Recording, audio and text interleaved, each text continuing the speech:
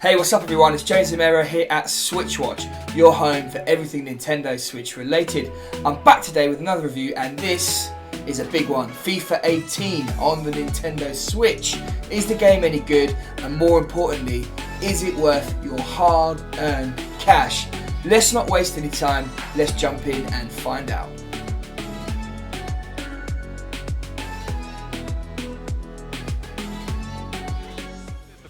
FIFA 18 on the Nintendo Switch marks the first FIFA game to grace a Nintendo console since 2013, when FIFA 13 was released and it was severely limited. It did not include Ultimate Team, and other major gripes led to poor sales on the Wii U. Unsurprisingly, EA then decided not to bring the huge franchise back to the console. This time around, a lot of people have been skeptical because of this history. EA themselves acknowledged that they took a different path, opting to develop a custom engine based on last year's release on other platforms, rather than try and squeeze the Switch to run on the new Frostbite engine used elsewhere. This means the game looks and feels different than to other consoles and plays like one of the older releases in some ways, but with a bit more polish. For me though, this is an amazing feat, a full-fledged FIFA, complete with full controls, online play, and yes, Ultimate Team on your TV is great, and on the move is spectacular. Much the better team, and this is another moment to prove that. Well, they've been knocking on the door and opening that door so many times during the match, deservedly ahead. Restarting at 2-0.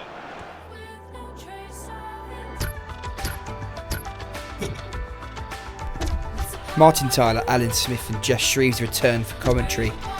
This team have been working together on the game since 2013 and provide a solid and mostly accurate experience. During career mode you can have them use a custom name, and there are a huge number to choose from. Another nice touch is the mid-match updates you receive from other matches happening at the same time. For example, if a goal is scored, the commentators will share these details. The music in the game is excellent. EA have a large category of upbeat songs that play, and you can choose to mix and match, making your own playlist with your favourite tunes whilst in between matches. Outside of the commentary, the audio in matches is pleasing. The ball sounds great when hit, the crowd cheer you on, and some of the larger teams have bespoke lines. For example, whilst I was Liverpool, the Anfield faithful chanted "You'll never walk alone." The audio does a great job of immersing you in the game, adding to the feeling that you are playing in a match that matters each time you lace up. By opting to use a custom engine instead of Frostbite, the game renders at a lower quality level compared to other consoles. You can detect it on replays and in crowd depth. On the flip side, because of this customization, they've managed to keep the game running in full 1080p when docked at 60 frames per second and at 720p at 60 frames per second when you're on the move. The result is a very fluid set of visuals that are crisp at all times without any screen tear, lag or other issues you might expect if the game had been ported using the latest engine. All of the FIFA licenses that you've come to expect are here, and you can play from a huge raft of teams at a large number of stadiums across the globe, and the presentation here is top notch. FIFA 18 feels crisp and quick. It is arcade-like, but this iteration doesn't feel overly so as some previous versions have. As someone who's played football games since ISS Pro, that is my biggest concern. How will the game feel? Can you perform the same attack over and over again to score? Do defenders do some questionable actions? Well, the answer is no. This iteration feels robust. The controls are smooth and responsive. It can take a few minutes to get used to the double Joy-Con grip, and I found the Pro controller to be the best experience, as it just felt completely right. When in handheld mode, the Joy-Cons on the side of the console at first feel quite far apart, but actually after a bit of time this felt like a great way to play. You're close to the action, and loading up a game on the move is just awesome. Career mode plays like it does in FIFA 17. You choose a player and get to focus on just playing them in their position at all times. Off the ball work is crucial, and you get a sense of being this player, making sure you take the time you have when you do have the ball to best effect. In between matches you get the chance to train up your player and tend to your career, getting messages from your agent about loan or transfer opportunities, amongst other things. You're also able to play as the whole team and can play the career as a manager, tending to the wider team business. A very cut down Football Manager if you will. Journey mode doesn't make its way over to the Switch, making career mode the main single player campaign. Ultimate Team, the super addictive mode, is here. You build a squad by buying packs or dipping your toe into a secondary trade market with virtual coins that are earned through playing and winning in leagues and cup competitions.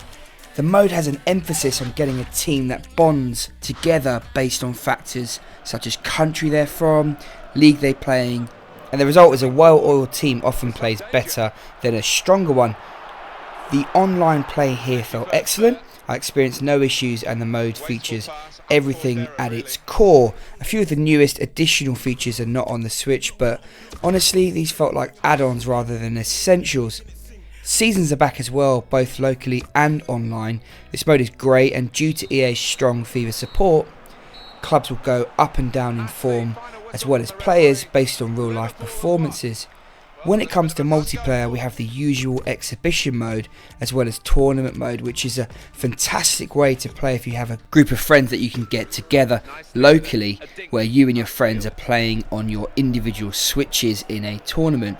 This really takes advantage of the portable compatibility of the Switch. It's okay, but I mean, it was a potential leg breaker, that, and the kind of challenge you just Playing against each other plays out really well when using larger controls, even when the screen is not docked. Using a single Joy-Con each does change the game, as you only have a single analog stick and one set of triggers, meaning the game plays out in a slightly simplified format and things like finesse are disabled. It does give you a quick fix of FIFA, but it's not like playing together with a larger controller.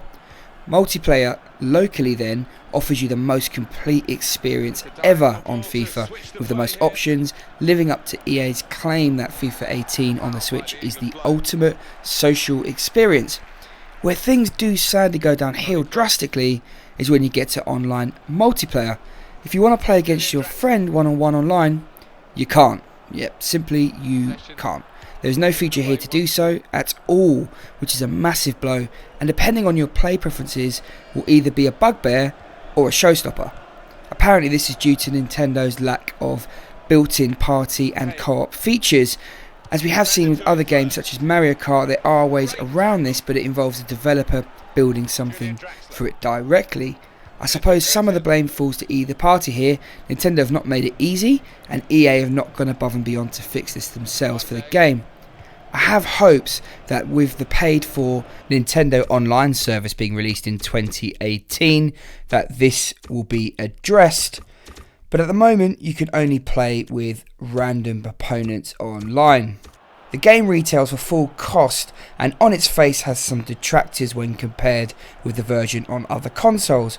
On the flip side though, this game is a full FIFA experience, complete with Ultimate Team and a solid career mode, as well as being built with a custom engine and running extremely well.